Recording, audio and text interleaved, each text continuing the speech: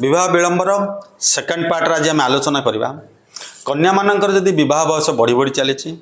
विवाह विलंब अहेतुक हो कौन रही सठिक से उपाय से उपायटी हूँ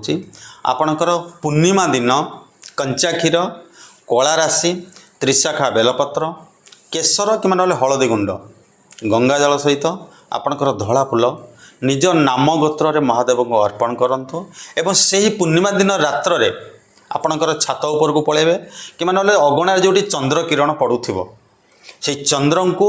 आपणकर मानसिक करेंगे कौन करेंगे ना कि सर्फ कि ना साबुन पानी रे ताको फुटका करके फुंकिबे फुटकाणी आमर मिलूँ मार्केट रे यहीपरि कंटिन्यूअसली आपण 12टी पूर्णिमा करेंगे विशेषतः 6 ରୁ 7टी पूर्णिमा अंते निश्चित भाव में आप जो विवाह विलंब हो दूर हवा सहित विवाह संगठित हो।